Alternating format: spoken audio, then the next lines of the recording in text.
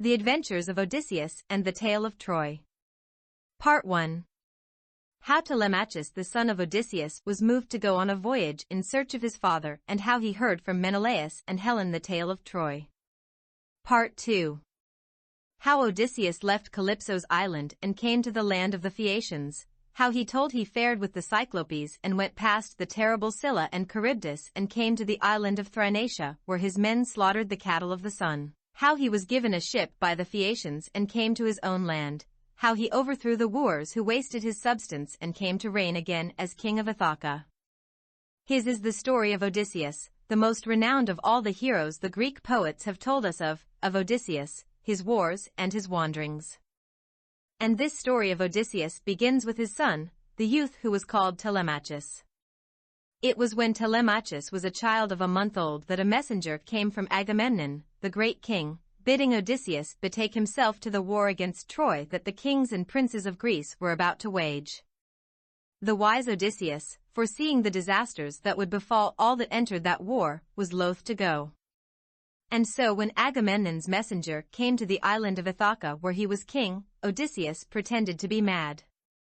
And that the messenger, Polymedes, might believe he was mad indeed, he did a thing that no man ever saw being done before. He took an ass and an ox and yoked them together to the same plough and began to plough a field. And when he had ploughed a furrow he sowed it, not with seeds that would grow, but with salt. When Polymedes saw him doing this he was nearly persuaded that Odysseus was mad. But to test him he took the child Telemachus and laid him down in the field in the way of the plough. Odysseus, when he came near to where the child lay, turned the plough aside and thereby showed that he was not a mad man. Then had he to take King Agamemnon's summons. And Agamemnon's word was that Odysseus should go to Aulis, where the ships of the kings and princes of Greece were being gathered. But first he was to go into another country to seek the hero Achilles and persuade him also to enter the war against Troy. And so Odysseus bade goodbye to his infant son, Telemachus, and to his young wife Penelope, and to his father, old Laertes. And he bade goodbye to his house and his lands and to the island of Ithaca where he was king. He summoned a council of the chief men of Ithaca and commended to their care his wife and his child and all his household, and thereafter he took his sailors and his fighting men with him and he sailed away. The years went by and Odysseus did not return. After 10 years the city was taken by the kings and princes of Greece and the thread of war was wound up. But still Odysseus did not return. And now minstrels came to Ithaca with word of the deaths or the homecomings of the heroes who had fought in the war against Troy. But no minstrel brought any word of Odysseus, of his death or of his appearance in any land known to men. 10 years more went by. And now that infant son whom he had left behind, Telemachus, had grown up and was a young man of strength and purpose. Any day, as he sat sad and disconsolate in the house of his father, the youth Telemachus saw a stranger come to the outer gate. There were many in the court outside, but no one went to receive the newcomer. Then, because he would never let a stranger stand at the gate without hurrying out to welcome him, and because, too, he had hopes that someday such a one would bring him tidings of his father, Telemachus rose up from where he was sitting and went down the hall and through the court and to the gate at which the stranger stood. "Welcome to the house of Odysseus," said Telemachus, giving him his hand. The stranger clasped it with a friendly clasp. "I thank you, Telemachus," he said, "for your welcome, and glad I am to enter the house of your father, the renowned Odysseus." The stranger looked like one who would be a captain amongst soldiers. His eyes were gray and clear and shone wonderfully. In his hand he carried a great bronze spear. He and Telemachus went together through the court and into the hall. And when the stranger left his spear within the spear stand, Telemachus took him to a high chair and put a footstool under his feet. He had brought him to a place in the hall where the crowd would not come. There were many in the court outside and Telemachus would not have his guest disturbed by questions or clamors. A handmaid brought water for the washing of his hands, and poured it over them from a golden ewer into a silver basin. A polished table was left at his side. Then the housedame brought wheaten bread and many dainties. Other servants set down dishes of meat with golden cups, and afterwards the maids came into the hall and filled up the cups with wine. But the servants who waited on Telemachus and his guest were disturbed by the crowd of men who now came into the hall. They seated themselves at tables and shouted out their orders. Great dishes of meat were brought to them and bowls of wine, and the men ate and drank and talked loudly to each other and did not refrain even from staring at the stranger who sat with Telemachus. "Is there a wedding feast in the house?" the stranger asked, "or do the men of your clan meet here to drink with each other?" A flush of shame came to the face of Telemachus. "There is no wedding feast here," he said, "nor do the men of our clan meet here to drink with each other. Listen to me, my guest. Because you look so wise and because you seem so friendly to my father's name, I will tell you who these men are and why they trouble this house." Hereupon, Telemachus told the stranger how his father had not returned from the war of Troy, although it was now 10 years since the city was taken by those with whom he went. "Alas," Telemachus said, "he must have died on his way back to us, and I must think that his bones lie under some nameless strait or channel of the ocean. Would he had died in the fight at Troy. Then the kings and princes would have made him a burial mound worthy of his name and his deeds. His memory would have been reverenced amongst men, and I, his son, would have a name, and would not be imposed upon by such men as you see here, men who are feasting and giving orders in my father's house and wasting the substance that he gathered." "How come they to be here?" asked the stranger. Telemachus told him about this also. When 7 years had gone by from the fall of Troy and still Odysseus did not return, there were those who thought he was dead and would never be seen more in the land of Ithaca. Then many of the young lords of the land wanted Penelope, Telemachus' mother, to marry one of them. They came to the house to woo her for marriage. But she, mourning for the absence of Odysseus and ever hoping that he would return, would give no answer to them. For 3 years now they were coming to the house of Odysseus to woo the wife whom he had left behind him. "They want to put my lady mother between 2 dread difficulties," said Telemachus, "either to promise to wed one of them or to see the substance of our house wasted by them. Here they come and eat the bread of our fields, and slay the beasts of our flocks and herds, and drink the wine that in the old days my father laid up, and weary our servants with their orders." When he had told him all this, Telemachus raised his head and looked at the stranger. "O my guest," he said, "wisdom and power shine out of your eyes. Speak now to me, and tell me what I should do to save the house of Odysseus from ruin. And tell me too if you think it possible that my father should still be in life." The stranger looked at him with his gray, clear, wonderfully shining eyes. "Art thou verily the son of Odysseus?" said he. "Verily, I am the son of Odysseus," said Telemachus. "As I look at you," said the stranger, "I mark your head and eyes, and I know they are such a head and such eyes as Odysseus had. Well, being the son of such a man, and of such a woman as the lady Penelope, your spirit surely shall find a way of destroying those wooers who would destroy your house." Already, said Telemachus, "your gaze and your speech make me feel equal to the task of dealing with them." "I think," said the stranger, "that Odysseus, your father, has not perished from the earth. He may yet win home through labors and perils. But you should seek for tidings of him. Hearken to me now, and I shall tell you what to do. Tomorrow summon a council of all the chief men of the land of Ithaca, and stand up in that council and declare that the time has come for the wooers who waste your substance to scatter, each man to his own home. And after the council has been held, I would have you voyage to find out tidings of your father, whether he still lives and where he might be. Go to Pylos first, to the home of Nestor, that old king who was with your father in the war of Troy. Beg Nestor to give you whatever tidings he has of Odysseus. And from Pylos go to Sparta, to the home of Menelaus and Helen, and beg tidings of your father from them too. And if you get news of his being alive, return. It will be easy for you then to endure for another year the wasting of your substance by those wooers. But if you learn that your father, the renowned Odysseus, is indeed dead and gone, then come back, and in your own country raise a great funeral mound to his memory, and over it pay all funeral rites. Then let your mother choose a good man to be her husband and let her marry him, knowing for a certainty that Odysseus will never come back to his own house. After that something will remain for you to do. You will have to punish those wooers who destroy the goods your father gathered and who insult his house by their presence. And when all these things have been done, you, Telemachus, will be free to seek out your own fortune. You will rise to fame, for I mark that you are handsome and strong and most likely to be a wise and valiant man. But now I must fare on my journey." The stranger rose up from where he sat and went with Telemachus from the hall and through the court and to the outer gate. Telemachus said, "What you have told me I shall not forget. I know you have spoken out of a wise and a friendly heart, and as a father to his son." The stranger clasped his hands and went through the gate. And then, as he looked after him, Telemachus saw the stranger change in his form. He became first as a woman, tall, with fair hair and a spear of bronze in her hand.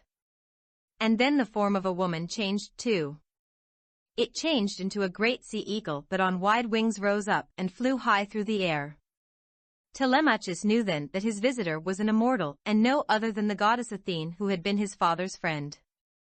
When Telemachus went back to the hall, those who were feasting there had put the wine cups from them and were calling out for Phemius, the minstrel, to come and sing some tale to delight them.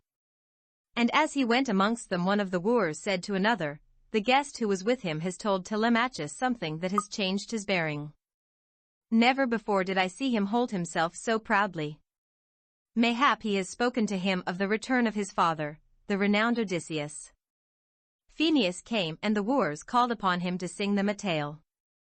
And the minstrel, in flowing verse, began the tale of the return of the kings and princes from Troy, and of how some god or goddess put a trouble upon them as they left the city they had taken.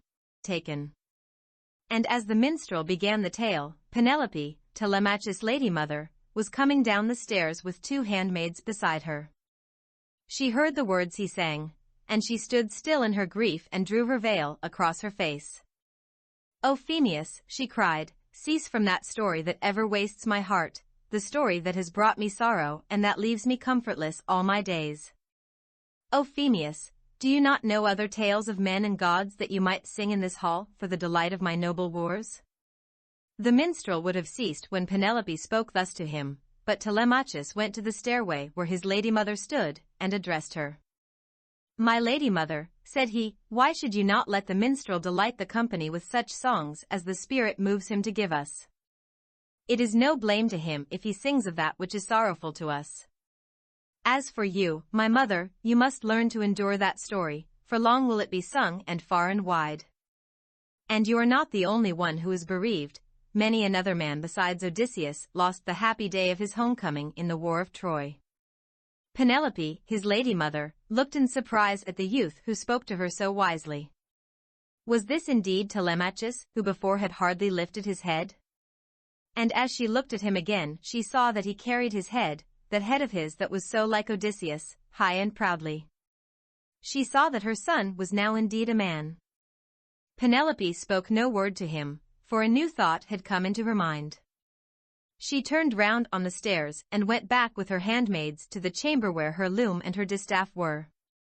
And as she went up the stairway and away from them, her wooers muttered one to the other that she would soon have to choose one of them for her husband. Telemachus turned to those who were standing at the tables and addressed them. "Wooers of my mother," he said, "I have a word to say to you." "By the gods, youth," said one of the wooers, "you must tell us first who he is who has made you so high and proud of speech." "Surely," said another, "he who has done that is the stranger who was with him." "Who is he? Why did he come here, and of what land has he declared himself to be? Why did he not stay so that we might look at him and speak to him?" Said another of the wooers. "These are the words I would say to you. Let us feast now in peace, without any brawling amongst us, and listen to the tale that the minstrel sings to us," said Telemachus. "But tomorrow let us have a council made up of the chief men of this land of Ithaca. I shall go to the council and speak there. I shall ask that you leave this house of mine and feast on goods that you yourselves have gathered. Let the chief men judge whether I speak in fairness to you or not. If you do not heed what I will say openly at the council, before all the chief men of our land, then let it be on your own heads what will befall you." All the wooers marveled that Telemachus spoke so boldly. And one said, because his father, Odysseus, was king, this youth thinks he should be king by inheritance. But may Zeus, the god, never grant that he be king. Then said Telemachus, if the god Zeus should grant that I be king, I am ready to take up the kingship of the land of Ithaca with all its toils and all its dangers. And when Telemachus said that he looked like a young king indeed. But they sat in peace and listened to what the minstrel sang. And when evening came the wooers left the hall and went each to his own house. Telemachus rose and went to his chamber. Before him there went an ancient woman who had nursed him as a child, Euryclea was her name. She carried burning torches to light his way. And when they were in his chamber Telemachus took off his soft doublet and put it in Euryclea's hands, and she smoothed it out and hung it on the pin at his bedside. Then she went out, and she closed the door behind with its handle of silver, and she pulled the thong that bolted the door on the other side. And all night long Telemachus lay wrapped in his fleece of wool and thought on what he would say at the council next day, and on the goddess Athene and what she had put into his heart to do, and on the journey that was before him to Nestor in Pylos and to Menelaus and Helen in Sparta. As soon as it was dawn Telemachus rose from his bed. He put on his raiment, bound his sandals on his feet, hung his sharp sword across his shoulder, and took in his hand a spear of bronze. Then he went forth to where the council was being held in the open air, and 2 swift hounds went beside him. The chief men of the land of Ithaca had been gathered already for the council. When it was plain that all were there, the man who was oldest amongst them, the lord Aegyptus, rose up and spoke.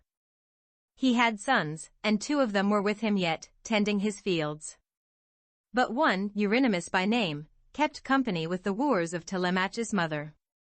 And Aegyptus had had another son. He had gone in Odysseus' ship to the war of Troy, and Aegyptus knew he had perished on his way back. He constantly mourned for this son, and thinking upon him as he spoke, Aegyptus had tears in his eyes. Never since Odysseus summoned us together before he took ship for the war of Troy have we met in council, said he. Why have we been brought together now? Has someone heard tidings of the return of Odysseus? If it be so, may the god Zeus give luck to him who tells us of such good fortune. Telemachus was glad because of the kindly speech of the old man. He rose up to speak, and the herald put a staff into his hands as a sign that he was to be listened to with reverence. Telemachus then spoke, addressing the old lord Aegyptus. I will tell you who it is, he said, who has called the men of Ithaca together in council, and for what purpose. Revered Lord Aegyptus, I have called you together, but not because I have had tidings of the return of my father, the renowned Odysseus, nor because I would speak to you about some affair of our country. No. I would speak to you all because I suffer and because I am at a loss, I, whose father was king over you, praised by you all. Odysseus is long away from Ithaca, and I deem that he will never return. You have lost your king. But you can put another king to rule over you. I have lost my father, and I can have no other father in all my days. And that is not all my loss, as I will show you now, men of Ithaca. For 3 years now my mother has been beset by men who come to woo her to be wife for one of them. Day after day they come to our house and kill and devour our beasts and waste the wine that was laid up against my father's return. They waste our goods and our wealth. If I were nearer manhood I would defend my house against them. But as yet I am not able to do it, and so I have to stand by and see our house and substance being destroyed. So Telemachus spoke, and when his speech was ended Antinous, who was one of the wooers, rose up. Telemachus, said he, why do you try to put us to shame in this way? I tell all here that it is not we but your mother who is to blame. We, knowing her husband Odysseus is no longer in life, have asked her to become the wife of one of us. She gives us no honest answer. Instead she has given her mind to a device to keep us still waiting. I will tell you of the council what this device is. The lady Penelope set up a great loom in her house and began to weave a wide web of cloth. To each of us she sent a message saying that when the web she was working it was woven, she would choose a husband from amongst us. Laertes, the father of Odysseus, is alone with none to care for him living or dead, said she to us. I must weave a shroud for him against the time which cannot now be far off when old Laertes dies. Trouble me not while I do this. For if he should die and there be no winding sheet to wrap him round, all the women of the land would blame me greatly. We were not oppressive, and we left the lady Penelope to weave the web, and the months have gone by and still the web is not woven. But even now we have heard from one of her maids how Penelope tries to finish her task. What she weaves in the daytime she unravels at night. Never, then, can the web be finished, and so does she try to cheat us. She has gained praise from the people for doing this. How wise is Penelope, they say, with her devices. Let her be satisfied with their praise then, and leave us alone. We too have our devices. We will live at her house and eat and drink there and give orders to her servants, and we shall see which will satisfy her best, to give an answer or to let the wealth of her house be wasted. As for you, Telemachus, I have these words to say to you. Lead your mother from your father's house and to the house of her father, Icarius. Tell Icarius to give her in marriage to the one she chooses from amongst us. Do this and no more goods will be wasted in the house that will be yours. Then Telemachus rose and said, Never will I lead my mother out of a house that my father brought her into. Quit my father's house, or, as I tell you now, the day may come when a doom will fall upon you there for your insolence in it. And even as Telemachus spoke, 2 eagles from a mountain crest flew over the place where the council was being held. They wheeled above and flapped their wings and looked down upon the crowd with destruction in their gaze. They tore each other with their talons, and then flew away across the city. An old man who was there, Halitherses by name, a man skilled in the signs made by birds, told those who were around what was foreshown by the combat of the eagles in the air. Odysseus, he said, is not far from his friends. He will return, and his return will mean affliction for those who insult his house. Now let them make an end of their mischief. But the wooers only laughed at the old man, telling him he should go home and prophesy to his children. Then arose another old man whose name was Mentor, and he was one who had been a friend and companion of Odysseus. He spoke to the council saying, Never again need a king be gentle in his heart. For kind and gentle to you all was your king, Odysseus. And now his son asks you for help and you do not hurry to give it him. It is not so much an affliction to me that these wooers waste his goods as that you do not rise up to forbid it. But let them persist in doing it on the hazard of their own heads. For a doom will come on them, I say. And I say again to you of the council, you are many and the wooers are few, why then do you not put them away from the house of Odysseus? But no one in the council took the side of Telemachus and Halitherses and Mentor, so powerful were the wooers and so fearful of them were the men of the council. The wooers looked at Telemachus and his friends with mockery. Then, for the last time Telemachus rose up and spoke to the council. I have spoken in the council, and the men of Ithaca know, and the gods know, the rights and wrongs of my case. All I ask of you now is that you give me a swift ship with 20 youths to be my crew so that I may go to Pylos and to Sparta to seek tidings of my father. If I find he is alive and that he is returning, then I can endure to wait another year in the house and submit to what you do there. Even at this speech they mocked. Said one of them, Leocritus by name, though Odysseus be alive and should one day come into his own hall, that would not affright us. He is one, and we are many, and if he should strive with those who outnumber him, why then, let his doom be on his own head. And now, men of the council, scatter yourselves and go each to his own home, and let Mentor and Halitherses help Telemachus to get a ship and a crew. Leocritus said that knowing that Mentor and Halitherses were old and had few friends, and that they could do nothing to help Telemachus to get a ship. The council broke up and those who were in it scattered. But the wooers went together back to the house of Odysseus. Telemachus went apart, and, going by himself, came to the shore of the sea. He dipped his hands into the sea water and prayed, saying, O goddess Athene, you who did come to my father's hall yesterday, I have tried to do as you bade me. But still the wooers of my mother hinder me from taking ship to seek tidings of my father. He spoke in prayer and then he saw one who had the likeness of the old man Mentor coming towards him. But by the gray, clear, wonderfully shining eyes he knew that the figure was none other than the goddess Athene. "Telemachus," said she, "if you have indeed one drop of your father's blood in you or one portion of his spirit, if you are as he was, one ready to fulfill both word and work, your voyage shall not be in vain. If you are different from what he was, I have no hope that you will accomplish your desire.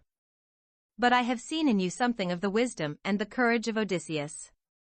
Hear my counsel then, and do as I direct you. Go back to your father's house and be with the wooers for a time. And get together corn and barley flour and wine in jars. And while you are doing all this, I will gather together a crew for your ship.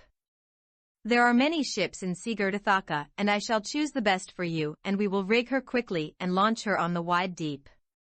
When Telemachus heard her counsel he tarried no more, but went back to the house and stood amongst the wooers, and when he had spoken with them he went down into the treasure vault. It was a spacious room filled with gold and bronze and chests of raiment and casks of wine.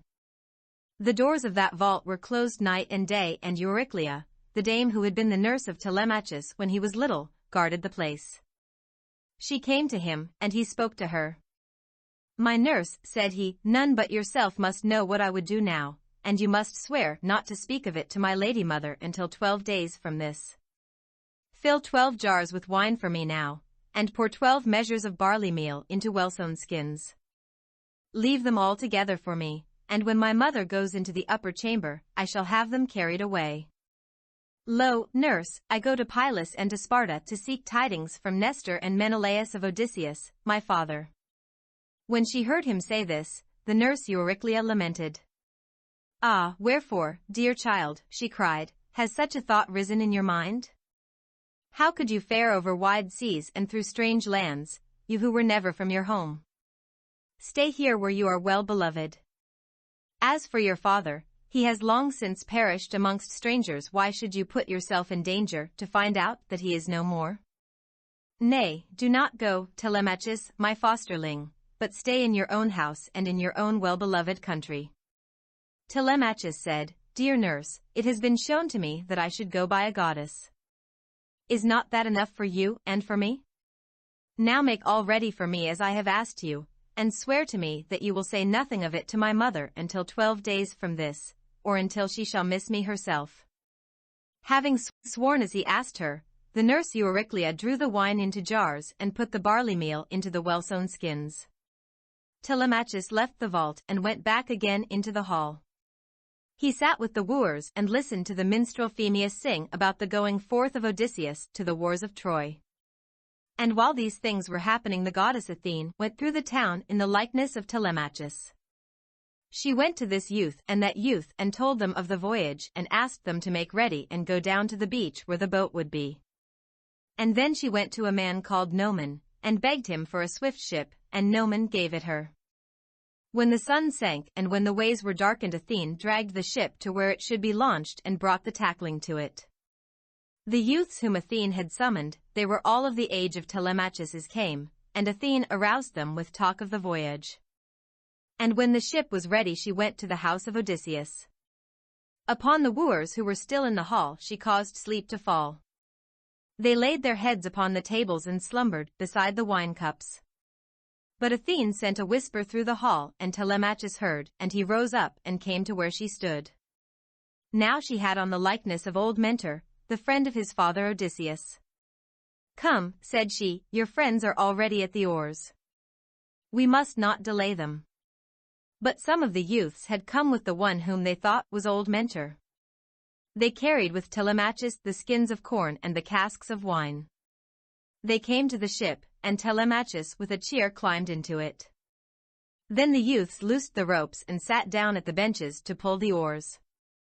And Athene, in the likeness of old Mentor, sat at the helm. And now they set up the mast of pine, and they made it fast with forestays, and they hauled up the sails with ropes of twisted oxhide. And a wind came and filled out the sails, and the youths pulled at the oars, and the ship dashed away.